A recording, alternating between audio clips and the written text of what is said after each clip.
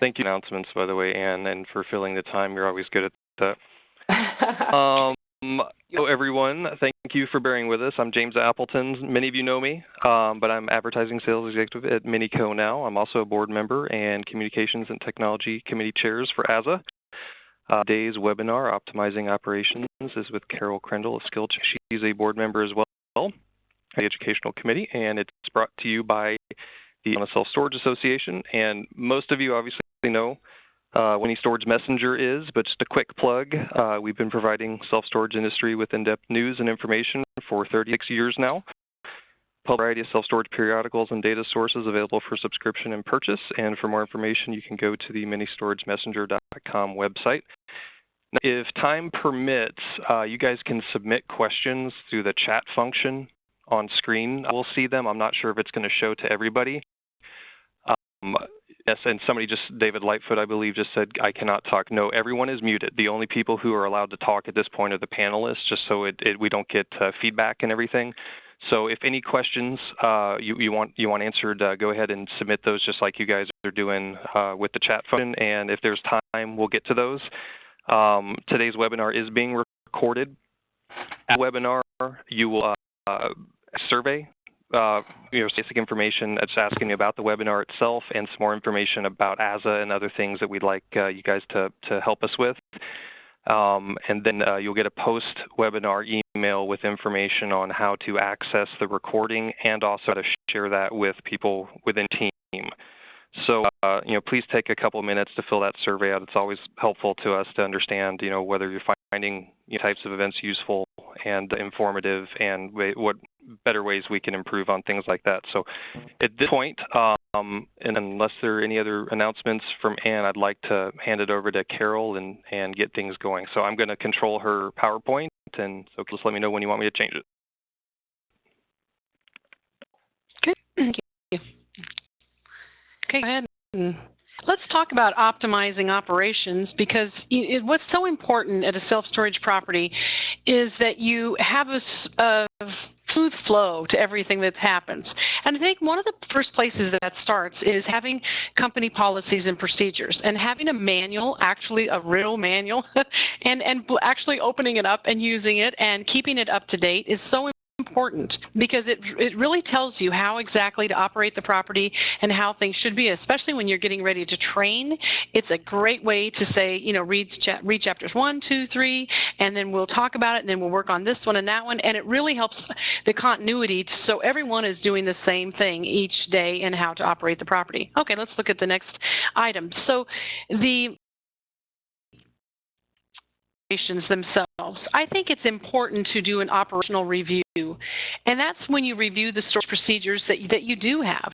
And are they good for the customer and the company? Because sometimes they're so company-driven, they're not really good for the customer, or vice versa, that they do so many things or so make it so lenient for the customer that it's not really good for the company. So you do have to balance those types of procedures that you have. And all your procedures really should promote good business practices, because that's so important. You want to have a customer-friendly company and not overdone by rules, and at least especially when your message is going out to the customer, that it's always positive. I think another thing to do is work on your rate management. And I think that's looking at your deals that you're giving out and the discounts that you're giving the customers for moving in. And I think also that includes rental increases. And I think at least every year you should be looking at increasing people's rents. And for sure, if you do something like an kind of improvement, if you got a new roof on the place, or you got a new gate system, or you repaved or slurry sealed or whatever you did at the property, it's important at those times, it's a great time to actually do a rent increase. And you can say, hey, we're making improvements here, and that's one of the reasons we got new roofs, or we did this, or we did that. So it's a great way to have a rental increase and explain it off. It's easier for the managers for sure. And I think back to just for a second to that rate management, these deals, it's so important, especially in Arizona. Our rates tend to be a little bit lower, and to really work on that. The other is marketing. And the marketing is so important, especially your internet marketing, trying to get a good, as high as you can, SEO. And also for your local marketing, and that's going out and actually doing some local work, and that could be in for a variety of different ways.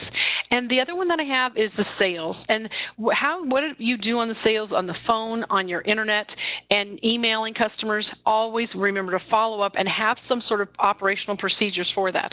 Okay, let's go to the next slide. After these, talking about these operations. There we go. I think also we need to just talk about scheduling. I think it's so important to communicate with the home office, make sure you're sending your information about the schedule for the month into the home office, and that you need to notify them if someone's going to be sick, if you've got doctor's appointments, there's an injury on the property, with some employee. So always work on notifying the owner of those sorts of things, because it's so important to be able to have that kind of communication and have it in writing. Sometimes I've shown up at stores in the past and my manager wasn't there, and I'm like, I look at my schedule, like, yeah, they're supposed to be here. Oh, well, they went to a doctor's appointment. Well, they never mentioned it to me, and when I'm at the store and I'm making a visit, I wanted the managers there to talk to them. So those things, communicating all those types of things with the owner or the supervisor or management company or whatever you have is important. Okay, next slide.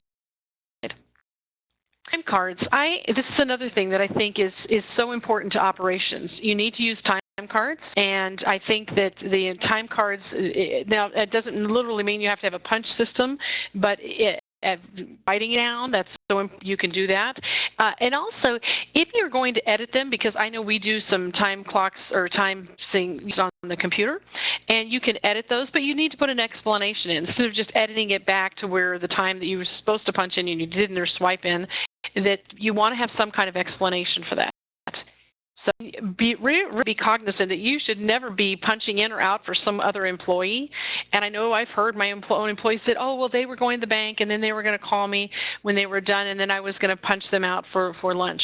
And it just, I tend to like if you're leaving, punch out, and you're coming back in, punch in, and it's just easier. Okay. Slide. Time request. Now, should you have overtime or should you not? That maybe is the first question. I've always allowed my employees to have overtime, because if someone comes in at the last thing right before the end of the day and they squeak in the door right before 5 or 5:30, whenever you close, you want to make sure the customer's still helped, especially if they're renting a unit.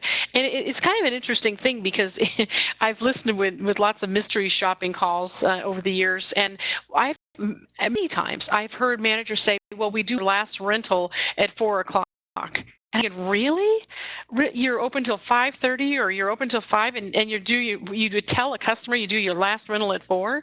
It just seems to me like if someone comes in the door, you service them. I mean, you wouldn't like it if you showed up to a store and they're like, oh, sorry, we can't help you because we're closing out now. There were no customers and we're closed early. It's just not right. So I think over time you need to put it in writing, and you need to make sure that you're trying to make sure you're following the company policy and getting permission for overtime, especially if it's in advance. If someone's on vacation or something like that, make sure that it's not a surprise to the owner or property manager. Okay. Next. Well, I love this, having a very organized cash drawer. I tend to like to have lots of ones in there. Sometimes I'll go to the property and there will be a 50 or a 100 bill there, and I'm thinking, why? If you're going to the bank, it's important to make sure you've got change to be able to sell products and have the change in the drawer that the customer will need. So I think it should be counted in the morning, and it should be counted at night when you're doing your close, and you should keep the smaller bills in there. And I don't really like to count it in front of the customer or anything like that. I try to do all that in another place and time, and not do it really right in front of the customer. And I also make sure, if you've got excess of something, keep it rolled up, and keep the fund at 100 or whatever your fund is. Don't go back and forth, but just keep the 100 in there. And I know I've had some managers over time that have decided to take the petty cash into their apartment, or they take it home at night with them. Our insurance company says that if it is actually in the store, but once it leaves the store, it's not covered. So if you lose it sometimes after that, there's no point. So I think just leave it in the store. If the likelihood of it getting stolen is probably not so great. All right, next slide. Well, I think it's so important to have procedures at a self-storage property and how you're going to deposit every single day is what I mean is it's daily. But again, if I tend to have big stores and I have some sort of we generally are on anniversary date, so we have all kinds of money coming throughout the month. That just happens with bigger properties. If you have a smaller property, maybe with first of the month as opposed to anniversary date, you may get most of yours within like a two-week period or so. Most of the deposit will come in that time, and then maybe you only deposit a couple of times a week after that. But it's really important to make sure that you do it on a regular basis and that you make sure you're putting in the correct deposit and make sure your deposit slips have the space number on it. That allows for an audit trail in case maybe you have two Smiths at your store and you put it on the wrong Smith, and then you go back and say, oh, gee, I put it on U220 and it should have been on 521. So at least you have an audit trail to go back even to say this is how we put this or where we put this particular Now, don't take deposits home either. It's same as petty cash. You don't want to, or leave it in the resident apartment, something like that. Deposits need to stay in the store. That's where they're insured, and that's where if they get lost, well, then there's insurance for that. Also, to remember to attach a bank receipt for your daily deposit reports, because that ties in for the audit, and it confirms that that was what was deposited on that particular day. Otherwise, sometimes I just did an audit recently where they would go 2 or 3 days before ever closing out the SiteLink software. And I go, well, how did they ever do their deposits properly or anything? It was just a mess. So be careful about making sure every single day is closed out in the computer and the deposit reflects the accurate number. Okay, next. And just controlling the petty cash. Oh my goodness, I can tell you I've had some managers that are so organized and kind of crazy about, everything is just perfect in their petty cash. And then others like, oh yeah, and it's a mess. It's just thrown into the bag and oh my, it's just sometimes I'm like, really? You've got to keep this organized. And you should have it as some kind of control log too. If like say your assistant or your maintenance person goes out to get some weed control stuff that you say, okay, gave them $30 or $50 or whatever it is, and keep that in there until he comes back with the money and the cash and the receipt and everything, so to put it in the petty cash bag or where you're keeping it. But remember that there should be the amount of that's outstanding in receipts and also the amount. And it should be checked regularly. I think you should do that, especially every time something's gone in or out. And I don't think that you should be giving any refunds from the petty cash. So like let's say someone wanted a refund for, let's say you did merchandise refunds, something like that. That would come from a check, even if like they paid the previous day in cash, the next time it would come in check or credit to their credit card. But remember to keep original receipts to submit to the home office, and you take the copies and you keep at the store. Next slide.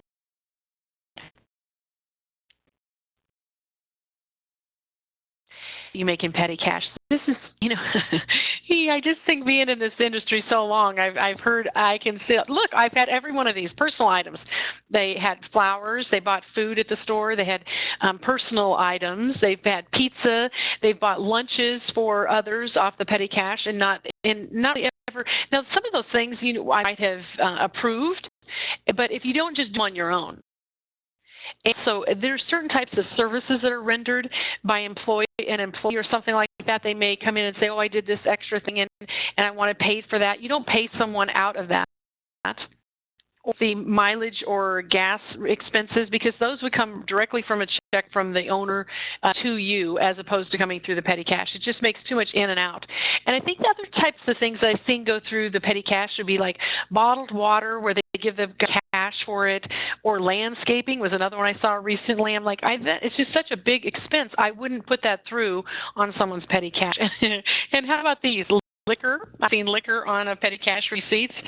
Also tips and gratuities that they gave to someone. Donations. They say they made a decision, oh, I'm just going to give this cause. This person came by, or one was just not too long ago, I saw that had said they bought cookies out of the petty cash. Loans or borrowing money. You can't borrow money from the petty cash or get your own little loan or loan it to your maintenance person or something like that. All of that money is for the incidents that happen around the property. Okay, let's look at the next one. Full inventory of the store. I am so adamant about this because if you ever want to get a store or find a store out of control and a mess, you will find out that they are not physically inventorying the self-storage spaces and then take back and saying, okay, this is what went outside, and now we're going to compare that with the computer. That needs to be done at least weekly. And got a really active store, you may have to do it twice a week. But absolutely, on a minimum, that you should be doing that and maybe it's a day when there are several people there or you have extra coverage, but you must do it every single week. It's so important to do that. And once you find problems, you need to fix them. If someone's overlocked and it should not be overlocked, or you need to make a list of all the people that need overlocks removed or overlocks put on, or you have a mystery space that you need to find out. Maybe someone went into a different space than they should have, and they're a new customer, and now it's confused. You're like the one that they went in, and there's still empty, and the one that someone moved out of that they've moved into. So sometimes they'll forget the number even. So those kind of things can happen if you don't physically inventory on a regular basis. And I can tell you, when I go do consulting, when I go to a property, I can absolutely tell if they do physical inventories on a regular basis. I had one recently that they said, oh yeah, we do these every week. And I'm like, well, show me your last one that you did, because I asked my people to hang on. They said, oh, well, it might have been 2 or 3 weeks that we did it. So they realized that, and they're at a situation where they really do need to be doing it on a regular basis. And this also be true with your merchandise inventory, because the merchandise inventory, sometimes it gets moved around, or someone takes a lock and gives it to a customer and doesn't put it down. All of that, the inventory needs to really, I'd say if you're off in your count, do it twice a month, and then once you get it done properly, you can probably do it once a month. But there's some places that do it twice a month and ask for that. Now, adjustments, if you've got to remember that if you get in a shipment in, you need to adjust the inventory in the software, because the software doesn't know it came in. And I've really been encouraging the software places to let us barcode, or have the barcodes where we can just put it right in. It's so much easier to do that to when we're receiving inventory and it's leaving us, so we can scan it and then it goes in, and it'd be much easier that way. Okay, next slide. Locks. I really like the locks that when you go out there what you're going to find. And you don't have to follow my system, but I generally have yellow for vacant, red for the delinquent company overlock, and a red lock with a seal, which is ready for auction, meaning that your everything is done, the inventory is done, and you're ready to sell it. And the green might be clean, and maintenance would be something that, like, the door is not working properly. So you could, as you're driving by or as you're walking by the space, you could absolutely see what status that space is in at that property. And that is so important. I can tell you, if you don't use some kind of color coding system, it's really difficult to know, I don't know what this is or what status it is, and it's just can be a mess. All right, go next slide. Packets. Now, the rental packets, I really like to put these together. It's all the rental paperwork that you have that should go in when a customer comes in to rent. And sometimes when I've gone into a property and I've rented a space there, or I've watched people do it when I was doing consulting work, they have to go in 10 different places to get all the sheets of paper that they need. And then sometimes they'll forget one piece of paper or another, and it's like you should put it all together in a rental packet and have some prepared in advance. Now, for a new store, I might have 50 prepared. If it's a mature store, maybe it's whatever you do per month, or maybe you have 8 or 10 each week that you put together. But think about that, have those done in advance. And let's say when there's not a whole lot to do, have some, like your assistant, relief manager, put together some new rental packets for everyone. Get those prepared, so when a rental comes in, you just open the folder or the packet and you get them all ready. Or some people just paper clip them, however you organize them. Okay, next slide. Move-in packages, let me tell you what I would include. I put the rental agreement in there. Some of you may print it out of the computer, but if not, it's the rental agreement would be included. Insurance brochure, a new tenant questionnaire, the gate code instruction cards if you have those, a change of address card. I always like to include that. Don't hesitate to give someone an address card with their whole process, because sometimes that's why they're store you as they're moving, or they move from one place to another. It doesn't hurt to put that in there in case they need it. A referral program card if you have one of those. And if you're putting people on the monthly credit card billing, put an authorization in there, because at some point, even if they didn't take it at that time, that later on they might want to. And I just put in all their work. And the payment envelopes, and if you have those, and your business card. And I always like to include a customer satisfaction brochure or a link where you could go to a website to get a survey. So those are some possibilities. Okay, let's go to the next slide. I would like you, I'm giving you an assignment. I would like you to go through every one of your rental agreements and audit them. The easiest way to do this is when you print a rent roll and list it by unit number, because I'm assuming that is how you would have all of your spaces listed or filed. And then would you pull out the file and check each rental agreement to make sure everything's inside there and that everything also corresponds with what's in the computer. That you have any changes of address that may be loose within the file folder that are all attached to the rental agreement. And if there's any discrepancies in the computer, go ahead and fix them then.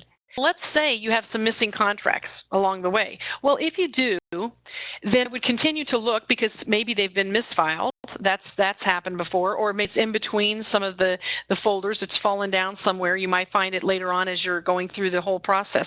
But you could not sell a storage space, like, for example, if it was in lien status and you don't have a rent agreement, I would not sell that space.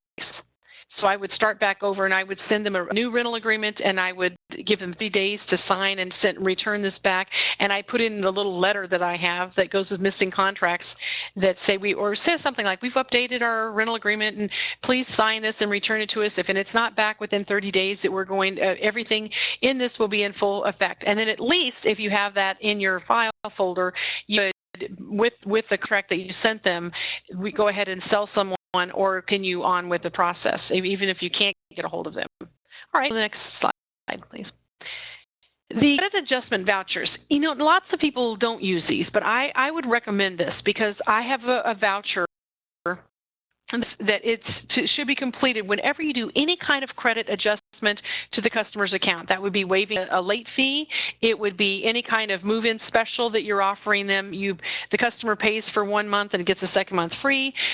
Any of those types of things, or any rent refunds you give them, anything that's going to be credited to the customer's account. That referral or anything. And at the time when the customer's there, they signed for that. You signed it as the manager and you put how much it is, and it should be attached to the tenant ledger, and it may go to the home office or may just stay in the office, your own office. It just depends on what your policies and procedures. I had them send it in to my home office because I wanted to know what all the credits were being given. And it's a wonderful way to track all those. And I can tell you, once we started and implemented this, we had a lot less credits being given because they were like, oh, geez, we have to get these signed again. So it was a little more hassle. And we included our credit and adjustment vouchers with the rental package that we had in case that you were happy to give it discount. Okay, next slide. Fees and rent charges. I think, having policies that go around with this is so important because I think there should, as far as late fee goes, because when customers get upset with self-storage property, they do get frustrated about late fees because they can tend to be high depending on, what's, just in general, if they're late all the time. I've had some customers late from the very first time after they've rented. They've always been late every single month. But I like to waive the first fee as like a company policy, and then after that, you have to make sure you tell them after you've gotten it first time it's been waived free, that you need to communicate with them either by email or by calling and saying, hey, we didn't get your payment in time this month, but we'll allow one late fee, or our home office allows us one late fee, and then after that you will be charged the fee, but we're going to waive it this time. Thank you so much. Maybe some of you do courtesy calls. I love those. You call them before they get the late fee, so at least they know that you made an attempt and then they just didn't have the money or didn't send it in. So, but also lien fees, I typically don't waive those, and I don't because you have to send some sort of letter out. You're sending information out. You're either emailing or however you're doing it, but it's costing us more money to have a person in lien status, and that's where you're overlocking them. You're doing something in the lien process to get that additional fee. Bad checks would be another one that you need to make sure that I don't ever waive a bad check fee. Well, I have actually, I don't say ever, but I have. And sometimes the managers have said, this is what happened, can I waive this? And yes. But I can tell you that some banks charge like $25 now if there's a bad check fee to not only the person that did the bad check, but a company too. So if you know, ask your owner or your supervisor, are we being charged for bad checks? And if so, what is that? So we can charge them some kind of related fee. The charge adjustments that made approved through a supervisor. So if you want to do any adjustments to this, you really should have a supervisor's approval to do that, and especially if you're giving some kind of rent refund. Okay, go ahead, next slide. I always find it interesting about making deals with customers, because there are times when we have some kind of deals or giveaways or incentives for customers to rent. And I think, again, those should really come from your supervisor. And I kind of want to be careful about the deals and not making them too much. Like you pay for 6 months, you get 6 months free. It just seems like, why, do complete half off for all of that? I think it's a lot, and you want to, and again, you really should look at how much availability you have in each particular size, and not make it across the board. This is what we're doing for every single space. It just doesn't really make sense. So you want to be careful with your deals and not to give too much away, and still give a nice incentive. So, and again, this is a great time you would use your credit and adjustment vouchers and get the customer's signature. And I always, also when I make deals or have any kind of deal, especially even up front, I put those in the customer's notes so it's really clear to people later on. And I also put it on the rental agreement. Even if it's not, there's a place for it. At the top of it, paid $1 for the first month, or what the deal is, written on the agreement, so it's very clear up front what the deal is with the customer. Okay, so the next thing, thank you, partial payment disclaimer. So important when you are taking partial payments. Now, there could be a variety of reasons that we're doing this. The customer, maybe they owe $300 and they can only pay $100 this month. But avoid taking really small ones. If they say, oh, I can do you I can do $10 a week. Well, how long are you going to do that for? And it really causes some confusion with the software. Sometimes it'll still continue to charge them, and I don't know. The late fees, and it can be really cumbersome if you're trying to, and sometimes you may not even be taking enough of a partial payment, because let's say they're $60 a month. If you take 10 a week, they're not going to get caught up on their previous amount, or are they going to get caught up on their new amount? So it's just, you have to make sure it's enough. You're taking enough of a payment that's going to catch them up. Again, look what your owner says, your supervisor says about how to take these, and you may or may not want to take a partial payment. But if you do, especially if you're in some sort of lien status, you want to get a partial payment disclaimer signed. Now, they've been upheld, especially in the California courts, so that's at least one good place that we have to go back to say that we could take a partial payment disclaimer that says that even though you're paying a certain amount, we're going to go ahead with a lien and process you to auction if you don't pay up as you say you're going to. However, I want you to be very, very careful, because if you're taking a large partial payment and they're not even enough in arrears to sell them, that would not pertain to you. So you have to be very careful about that. If you're, like, let's say they owed a total of $500 and they $400, and you still went to sale with them for that $100 payment or of payment, it's not enough for them to be in arrears for the 60 plus days to be late. So be very, very careful that you have enough late in there to go for this. So, okay, next slide. Loving, it's so interesting, because I find sometimes I hear managers that cut locks off, and like, oh my goodness, I never want to cut a lock off unless I would like to have a supervisor there for one thing, but I just don't like willy-nilly going out and opening up locks because it's just not a good idea, especially if you haven't done procedures correctly and someone's moved in the wrong space, or you want to be very careful about any kind of lock cutting. But let's say a customer just comes in and says, hey, I lost the key. I can't tell you how often I did that, that I had, because we had all these chateau keys at our place, and we could never figure out which one was the one that went to our storage unit, so because we obviously didn't have them labeled properly.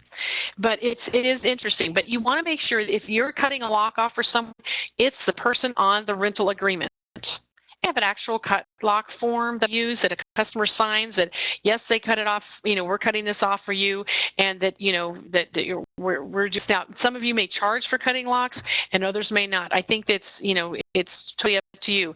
It depends on the type of system you have, whether, what type of doors you have, and how easy it is to cut off without causing a problem. But I wouldn't even allow a customer to come on with bolt cutters and cut their own lock off, because sometimes they want to come on with bolt cutters and then they cut the wrong lock. I've had that happen before, where he thought he was cutting, a guy thought he was cutting his lock off and he cut his neighbor's lock off, and then he came in and said, oh, I accidentally cut the lock off for someone else, so it's not a good idea. Okay, slide. Well, let's say your customer cuts off somebody else's lock. That's a great time to do an incident report, isn't it? So what you want to make sure you're doing is anytime something happens at the property, that you are trying to take all of the information down as you remember it. And I think also it's a great idea to fax it to your owner office or home office or whatever. And I think also after you've done that, make sure you put notes in. I like to put the incident report in a folder, and if you'd like to, you can also make a copy for the customer's folder. And I put a picture right here of this gate system, and this was a brand new property, and I think it was hit like 5 times in the first month or so. It was ridiculous how, I don't know why it was so. It's like a magnet for people to hit. You make sure you take pictures and include all of that information when you're doing these incident reports. Okay, next slide. Computer. I think when you're doing all of your job and in general, the delinquencies are a great time to make notes. You want to put down excuses they tell you, the promises, I'm going to come in, because if you ever go to court and they say, how often did you talk to them, what did you do to them? If there's nothing in the computer, you can't really necessarily remember when you did it. You say, well, we generally call on the 1st, the 5th, or whatever, but again, if you've written it down and documented it, it's a great thing to do. And I can tell you, I've been to court before, and boy, those notes have come in really handy. Any problems with customers? If you have leaks or rodents or problems or missing locks, put those in the notes in the computer. Or let's say they've locked the space in the open position where it's really, you can just lift it up to access it. You want to make sure you've noted that you've noted every time that you've called the customer to let them know, or you send an email or a letter to them about that sort of incident.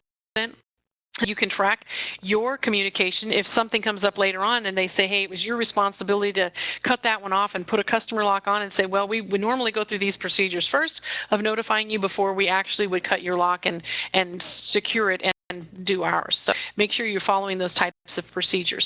And make sure that if any kind of incident, you're putting in the computer and against specials and credits and those sorts of things. Okay.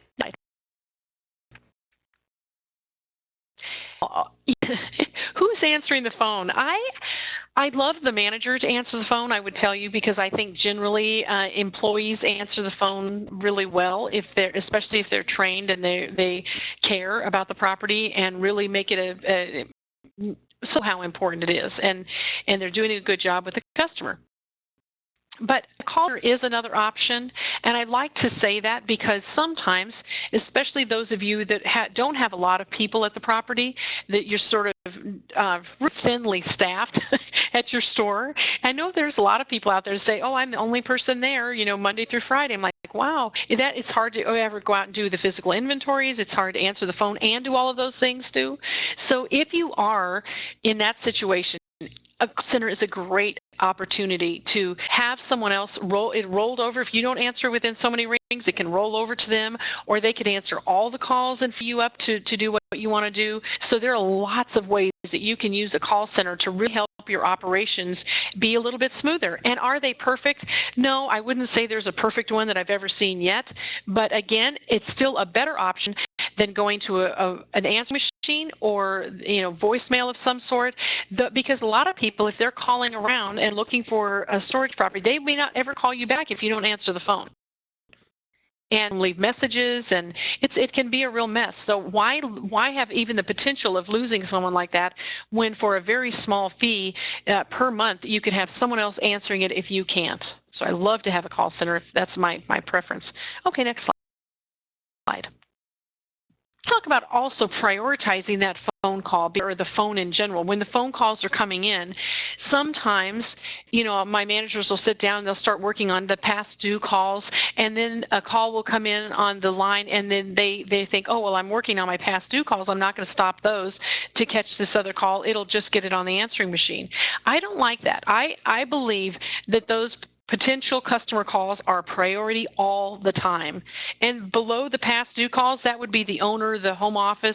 Their calls are not priority over the potential customer. Those should always be the first thing of the most important. So it's incoming calls. It's kind of like a triage, if you will, at a hospital. You take the patients that are the most hurt, the ones that are the worst, you're going to help them first. And the people that have a runny nose or whatever, they're not, or well, whatever at the hospital is going to happen, that's going to be on the back burner. And again, so our potential customers are first, our current customers are next, and then the past due are the lowest. Because listen, I know people say, well, the past due, I call them, and then when they're calling, it's so important to take their call so I can get them in. But the reality is if you've overlocked them and you've got them ready, then that they owe me, they're calling you, probably just checking in with you or whatever. But again, I don't think that they are the highest priority over those potential customers. Okay, next slide. Storage space. This is absolutely the main job that you have as a self-storage, any kind of manager, employee. The most important job, bar none, there's nothing else is more important than selling storage space. And I only mean just selling the price or special. I think that's just a get over sometimes about, oh, well, we can't, it's really hard to, because we're highest in town and blah, blah, blah, we can't do anything. We have to sell, we have to be the cheapest price and offer a big special to get someone in. I'm going to say that that's probably because you don't have a good sales presentation. And no offense intended, but you have to really practice this and be good at it and interact with the caller and entice them to visit and really have a good sales presentation. Say, have your calls evaluated. That's a great way to get feedback of how you could improve your sales presentation. And my employees have their sales or the calls monitored. We record our incoming calls from all marketing sources, whether it's the internet or whether it's a yellow page, which we don't have much of anymore, but any kind of marketing we do that we put a special number on. Even our trucks that we have, the free move-in trucks, I put a special call tracking number on those trucks so I know what kind of leads we're getting just from the truck moving around. And those are also all recorded, and those calls are evaluated. So it's so important to make sure you're selling and doing a great job on the phone, because that is your most important job. Okay, slide. Marketing is another big aspect of your job, and it seems like in the past, we kind of relied on the yellow page, and I mean years past. You used to rely just totally. In fact, I have a store in Hawaii. We used to spend $80,000 a month. No, a year. So sorry. Hello, not a month, but we spent $80,000 a year in yellow page ads, and that really told us a lot about. And that was a double truck ad, but still, I mean, that was a lot for the size of the store, and it's something that you need to make sure that if you have that much going in it, you're answering the phone really well. But now marketing is a little different. We're really going through the kind of social networking. We're using the internet. So there should be a plan of action. And again, all the type of marketing that, let's say you want to do Craigslist. I have my people do Craigslist, and on a regular basis. They may change the Craigslist maybe 5 times, 6 times a week, maybe 7 if there's someone that is doing that every single time. So there's a plan of action for marketing. And I like to, update it monthly. Maybe you're going out and do some direct marketing out into the community. And I also like to print reports from the software saying, how did we get all of our customers in? And again, if you're not putting that information in the computer, you're not getting good information out. So it's got to be all good information going in. Sometimes I'll see, well, there are 50 people that rented and we don't have any information on. Well, that's obviously because there's someone not putting that information in at the time of rental. So, but these reports that you can get really help you in the work that you're going to be doing. Where are we getting most of our leads from? How are we getting the leads in? Where are they coming from? So it's so important to have a marketing plan. Okay, next slide. I mentioned earlier about the rental rates. And I think if you look at the rental rates, and again, we're talking to people in Arizona, if you're talking about how aggressive you can be, I think if you look at all of your current customers and you go up 7% per year, and that's what I would say all of the public trading companies are doing, 7, 8%, something like that, you really need to make sure that you are being more aggressive in your rental rate increases at your current customers, and when space becomes available, bring up the price a little bit, especially if you're more than 90% occupied. It's important to do. And don't make increases too small, because like that $2 or $1, I had a client that did a $1 rent increase, and he had like 5 move-outs in the one particular size because of that. And people were mad because it was $1. And I said, and he said, how? I can't believe that someone would move out. I said, I bet if you did 5, they wouldn't have moved out, because it's more of an insult that you actually send it on nice, because he sent it on this really nice letterhead and nice paper envelope, and I'm like, oh my goodness. And it was a little embossed on the outside. So they probably thought, you got to be kidding me. You spent more than $1 on all of this and the postage. So think about those when you do increase. And do it again. Remember the major capital expense, the paving, roofing, whatever.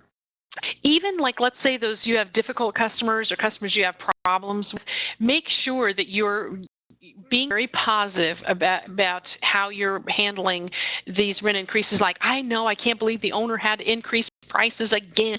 That doesn't do any good. You just need to come at it with a positive attitude yourself, and it'll come across much better to the customers, even if they're across the counter being upset about it. Just say, we understand, but everything is increasing in prices, and we do need to do it also. It's not just you that we're doing it to. We have other customers. And I would say, let's say those customers that have big discounts or specials, discounts, let's say they're getting some kind of like 25% off what the normal rate, start really increasing those. Now, you got to get that, especially if someone has a 25% increase, you really got to work on that and get them quite a bit higher before you actually feel like, or you're getting them to where they really should be.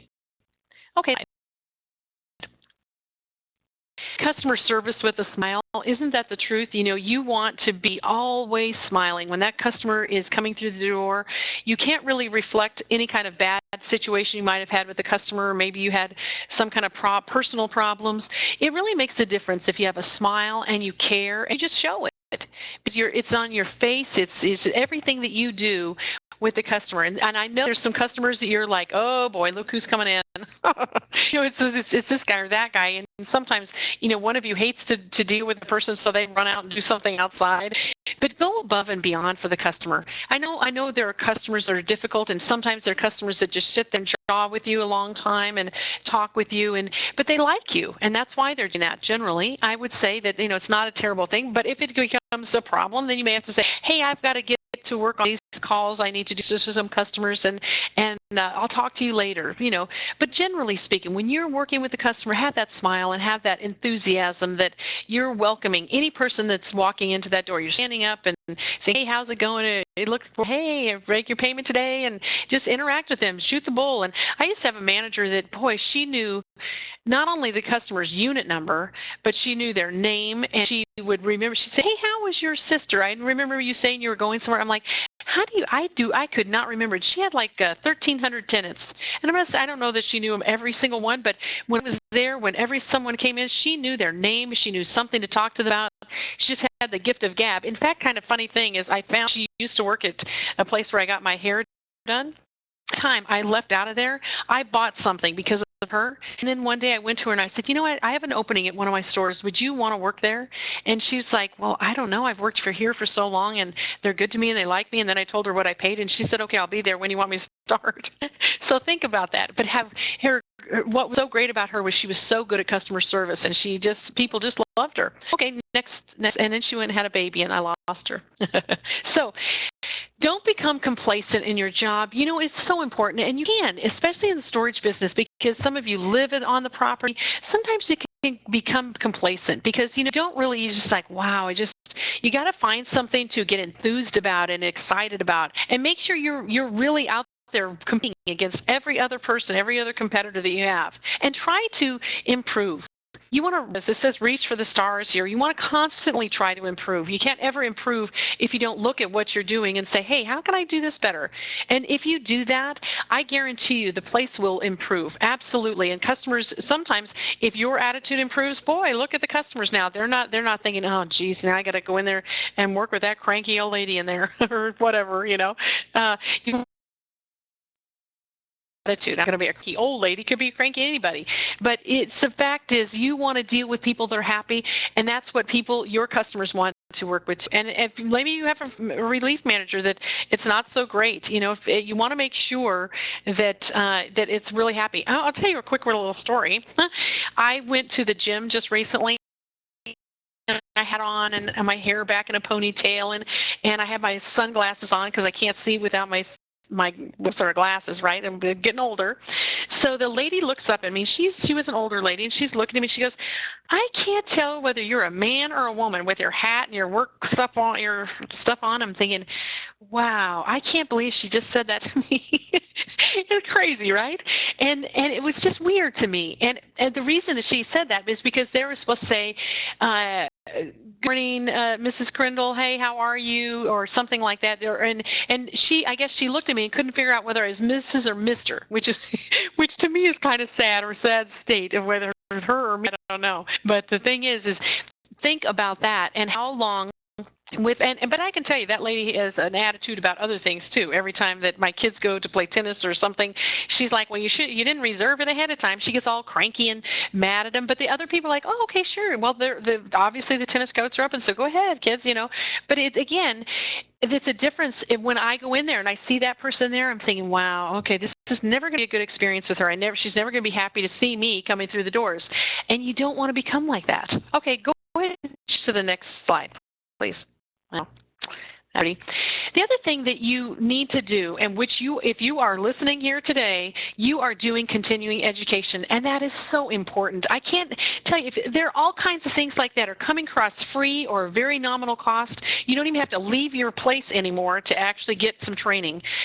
But again, think about continuing education, because every time you go to something, you learn something new or you review something that you may have known everything that I said today, but hopefully something will motivate you to say, you know what, I can do better than this, or maybe I should, boy, I didn't do an inventory last week, let's do that again. But think about it. You want to do everything that you can. And what's so great about Arizona, you guys, Arizona has such a good state association. They're very active. There's webinars, seminars, conventions. You can do all of those things. And look at some of the upcoming events we have. We've got some vendor meetings coming up and we've got Tucson Tuesdays on March 17th, and we've got technology webinar again coming up on the 25th. So those are all things that you can do. And then there's our conference that's going to be in the trade show and the golf tournament that are going to be May 4th through 6th. Those are great opportunities. I will be there. I will be showing there. You can see that my good friend Ann Ballard's going to be there. She's always awesome. And the Hat Lady, she's going to be talking about some great things. And a good friend of mine, Bill Hoban, will be there. And Neil, there's going to be some great things going on at Wild Horse. And it's a nice central location, even coming up from Tucson. It's an easy drive. So I think and look, if you like to gamble, you can do that there too. If you don't spend the whole time doing learning things, you can have a few quarters stashed away and have some fun to play. So how about let's go to the next slide and see what we have here. There's another one. You might have some questions, huh? As for questions, the question that just came through actually was about customers cutting their own locks. Do you have any feelings about whether to allow a customer to come in and cut their own lock if they've lost their key?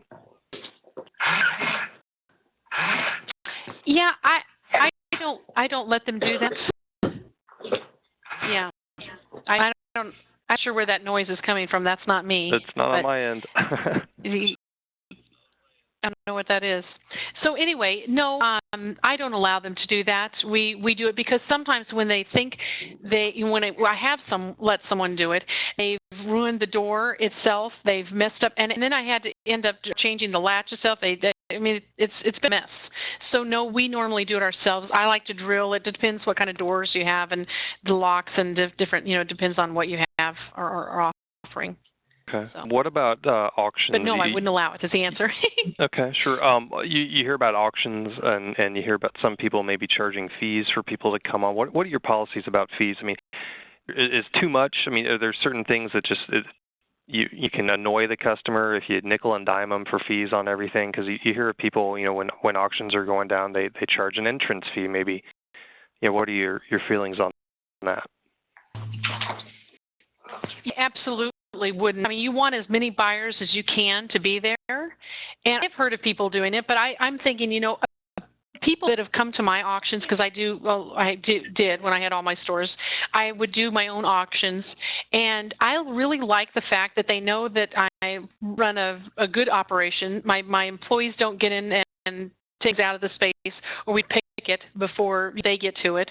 And I think it's really important not to have a good sale is to have as many people there as you can. And why keep them out?